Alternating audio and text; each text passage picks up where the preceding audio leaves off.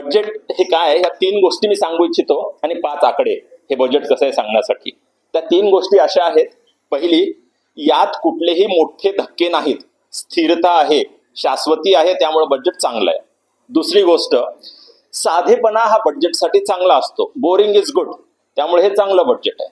तिसरं, इकॉनॉमिक सर्व्हेमध्ये म्हणजे आर्थिक अहवाल जो प्रसिद्ध झाला 2 दिवसापूर्वी, त्यात सांगितलं होतं की स्ट्रॅटेजिक इंडिस्पेन्सिबिलिटी म्हणजे धोरणात्मक अपरिहार्यता ही महत्वाची आहे, त्याकडे लक्ष दिलं गेलंय, त्यामुळे बजेट चांगलं आहे. या 3 गोष्टींमुळे बजेट चांगलं आहे.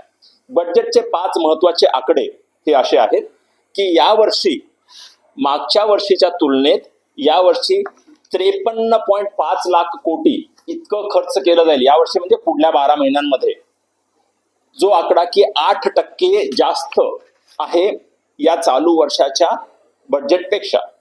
दुसरा महत्वाचा आकडा म्हणजे त्यामध्ये जी पायाभूत सुविधा किंवा भांडवली खर्च असतो त्यात 10% वाढ होतीये, आणि ती 10% वाढ होऊन आपण येत्या वर्षी 12.2 लाख कोटी इतका मोठा खर्च, भांडवली खर्च करणार आहोत. ही चांगली गोष्ट आहे. तिसरी चांगली गोष्ट अशी आहे की आपला जो फिस्कल डेफिसिट आहे म्हणजे वित्तीय तूट आहे, म्हणजे जो खर्च आपण आपल्या महसुलीपेक्षा जास्त वाढणार आहे, तो खर्च हा 4.3% इतकाच आहे. हे सांगताना मला अर्थमंत्र्यांचं अभिनंदन करायला हवं, कारण त्यांनी कोविडच्या काळामध्ये जी वित्तीय तूट 9.2% होती, त्यांनी सांगितलं होतं पुढल्या 5 वर्षामध्ये आम्ही ती 4.4% करू, 4.5% पेक्षा कमी करू, आणि त्यांनी ती केली आहे. 5 वर्ष असं एखाद्या नेत्यांनी सांगणं आणि त्यानंतर ते कमी करणं ही खूप चांगली गोष्ट आहे, त्यामुळे त्यांचं नक्कीच अभिनंदन करायला हवं.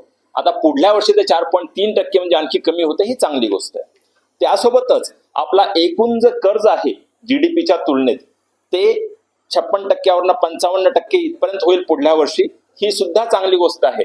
आणि पुढल्या काही वर्षांमध्ये ते 50% पर्यंत येईल, ज्यामुळं की आपलं कर्ज कमी झालं तर कर्जावरचा व्याज कमी द्यायला लागेल, पैसे जास्त उरतील तर भांडवली खर्च वाढेल.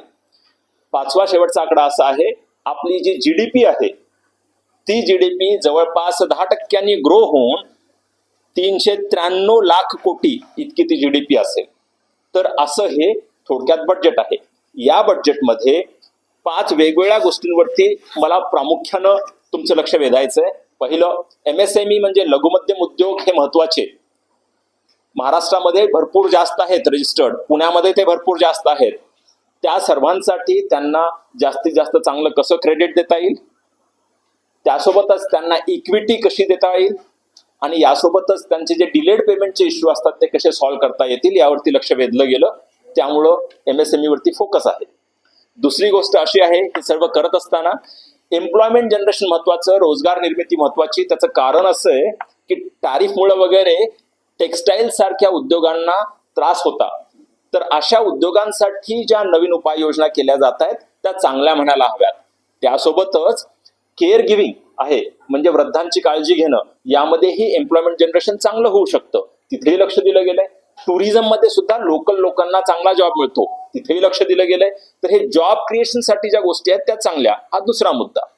त्याचा तिसरा मुद्दा असा आहे की कस्टम्स ड्युटी सारख्या ज्या गोष्टी आहेत त्या रॅशनलाइज केल्या जात आहेत, ही चांगली गोष्ट आहे. चौथा मुद्दा असा आहे, ease of doing business, compliance burden कमी करण्यावरती लक्ष आहे, हे चांगलं आहे.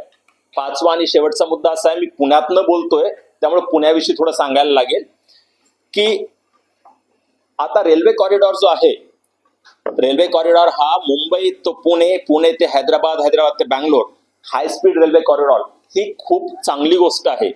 दुसरी त्यासोबत पुण्यासाठी गोष्ट म्हणजे ज्या क्लस्टर्स आहेत वेगवेगळे, ऑटो क्लस्टर आहे, इलेक्ट्रॉनिक क्लस्टर आहे, फूड प्रोसेसिंग क्लस्टर आहे, त्याला जर रिव्हाइव्ह केलं गेलं तर शेकडो लघुमध्यम उद्योगांना त्याचा फायदा होईल, ही चांगली गोष्ट आहे.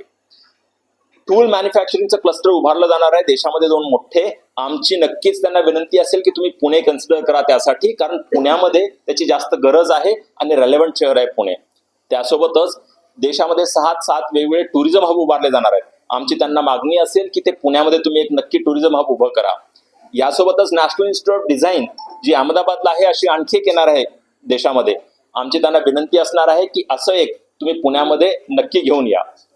या सर्वांसोबतच आपल्याला हे नक्की सांगायला लागेल की या सर्व गोष्टी पुण्यामध्ये आल्या, महाराष्ट्रामध्ये आल्या, त्याचा नक्कीच भारताची आणखी जीडीपी ग्रो व्हायला फायदा होईल. शेवटी परत एकदा मी रिवाइंड करेन आणि इतकंच सांगेन की हे बजेट आहे, हे बजेट यात मोठे धक्के कुठलेही नाहीत, शाश्वती आहे, स्थिरता आहे, हे साधेपण आहे, त्यामुळे चांगलं बजेट आहे. आणि यामध्ये जी धोरणात्मक अपरिहार्यता आहे, म्हणजे डेटा सेंटर सारख्या उद्योगाला आपण कसं सपोर्ट करतोय, हे धोरणात्मक आहे. तर यात चांगल्या गोष्टी आहेत, त्यामुळे या बजेटचं स्वागत करायला हवं.